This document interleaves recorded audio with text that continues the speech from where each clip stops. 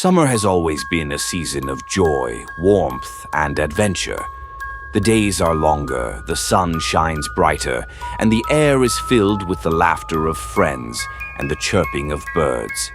But for some, the summer nights bring not only fun, but also unexplainable fear and terror. In the following true stories, we'll delve into the haunting experiences of those who ventured into the summer wilderness, only to encounter something far more sinister than they could have ever imagined. Are you ready to be captivated by chilling tales of horror that lurk just beneath the surface of those warm summer nights? Chapter 1. The Night in the Woods. The summer of my youth remains etched in my memory as a time of innocence and adventure. At 17, my friends and I were always looking for an escape from the mundane routine of daily life. With the sun blazing high in the sky, we decided to venture into the vast, untamed wilderness that surrounded our town, a place we affectionately referred to as the Preserve. The Preserve was a sprawling landscape, nearly 1,000 acres of dense forest and winding trails, teeming with wildlife. It was a natural sanctuary, a playground for the adventurous at heart.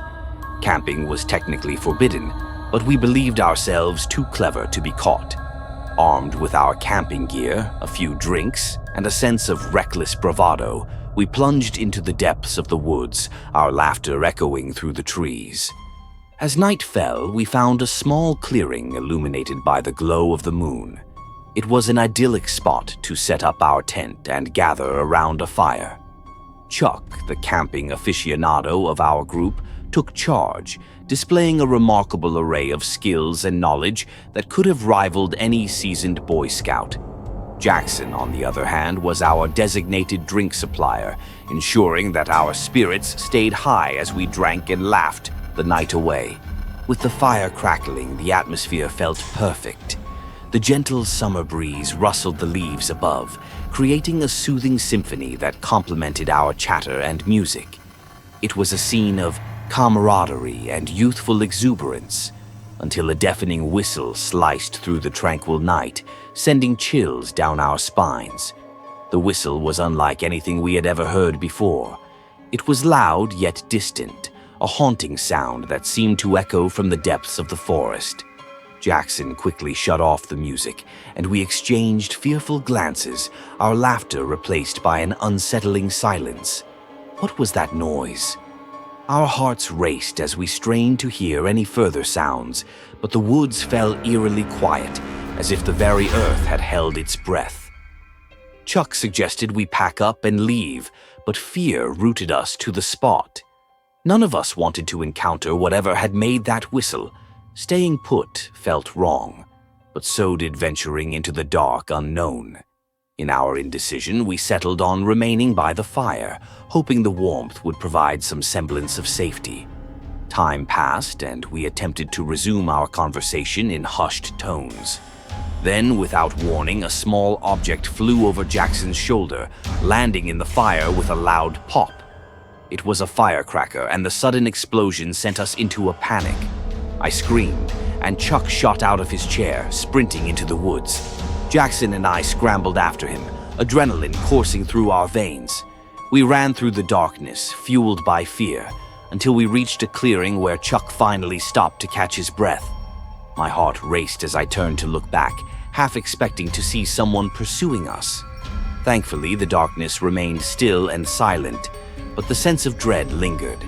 After catching our breath, we contemplated our next move. Jackson wanted to find our way back to the car, while Chuck insisted we check on the campsite to ensure everything was okay. Reluctantly, we agreed to go back, our minds racing with thoughts of what might await us. As we cautiously approached our campsite, the glow of the fire was a welcome sight. But then, horror washed over me as Jackson pointed ahead, his face as pale as a ghost. Sitting in our chairs were 3 figures, motionless and eerie, almost like statues. One of them had a lifeless expression, and I felt a wave of nausea rise within me. We quickly retreated, trying to remain quiet, but as fate would have it, Jackson stumbled over a rock, and in an instant, the fire extinguished as if someone had thrown a blanket over it. The darkness enveloped us, and we bolted from the site, the sound of footsteps crashing behind us, igniting a primal urge to survive. We ran blindly, desperation pushing us until we finally reached Jackson's car.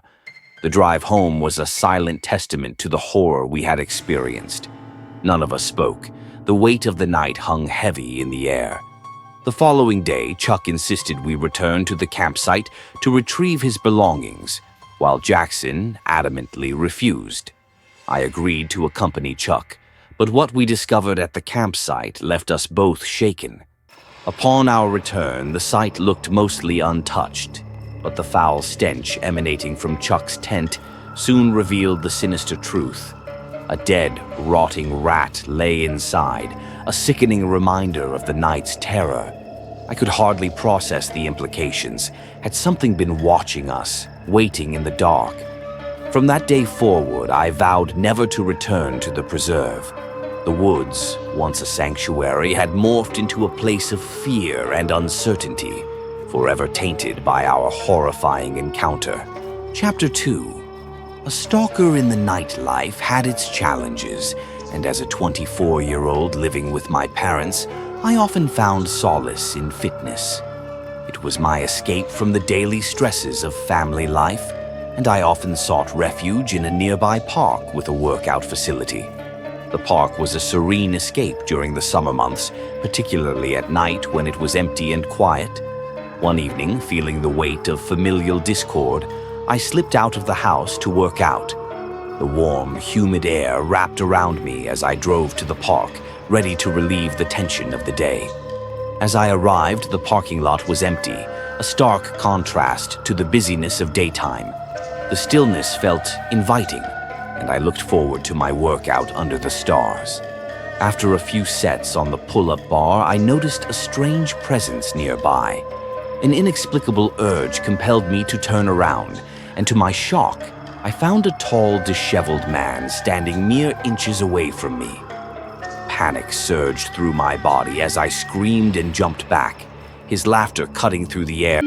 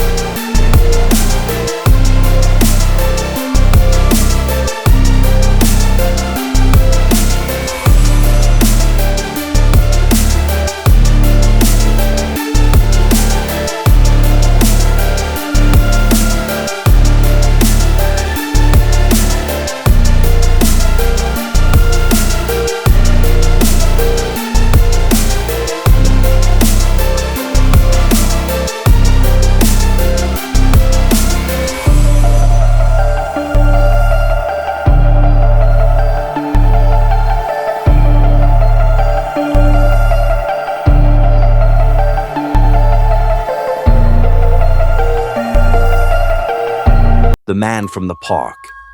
My body went rigid with fear, and I held my breath, praying he would go away. After what felt like an eternity, he finally left. I darted to my room, shutting the curtains and locking the doors behind me. When I told my parents what had happened, they began to discuss moving to another neighborhood, an idea that had become increasingly appealing as the days wore on. The thought of escaping this nightmare filled me with a sense of hope, yet the reality of the situation left me feeling trapped, as if the universe was conspiring against me. One night, I received an anonymous letter slipped under my door. The message was cryptic, yet threatening. "I know where you live. I'm always watching." I felt my heart drop, the weight of dread settling over me like a thick fog. My reality had become a nightmare, and the once safe haven of my home now felt like a prison.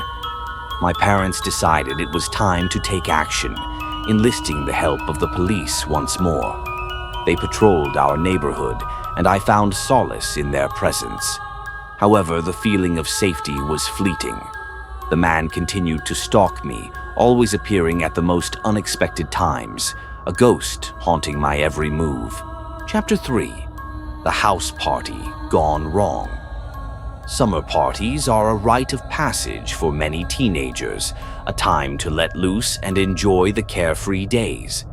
When I received an invitation to a friend's party, I initially hesitated but ultimately decided to attend, knowing it was an opportunity to socialize and escape my worries. As I arrived, the house buzzed with excitement. Music thumped in the background as laughter echoed throughout the halls. Despite the vibrant atmosphere, I felt out of place, lost in a sea of unfamiliar faces. My friend had bailed on me last minute, leaving me to navigate the party alone. Feeling overwhelmed, I sought solace in the attic, hoping to find a quiet corner to collect my thoughts. The attic was dimly lit and filled with a sense of nostalgia, but it was the perfect place to escape the chaos below. I settled into a corner and closed my eyes, letting the noise fade away. But peace was fleeting. As I sat there, I heard muffled voices and footsteps echoing through the attic. My heart raced as I realized I wasn't alone. Peering out, I spotted two masked figures rummaging through the belongings scattered throughout the attic. Panic surged through me as I quietly crept back, desperate to avoid being seen. In that moment, adrenaline kicked in, and I knew I had to act. I stumbled upon a small wooden box filled with tools and decided to use them to my advantage. I grabbed a hammer and cautiously made my way back to confront the intruders. With my heart pounding, I swung the door open, and as they turned to face me, shock washed over their faces. "Get out! This is not your home!" I shouted, wielding the hammer with trembling hands. But instead of fleeing, one of them lunged at me. In a flurry of chaos, I swung the hammer, hitting the burglar in the side and causing him to topple over. The other burglar stumbled backward, dropping a bag filled with stolen items. In the commotion, a loud crash echoed throughout the house, drawing the attention of partygoers below. They rushed up the stairs, and I shouted for them to call the police. As the police arrived, the chaos settled.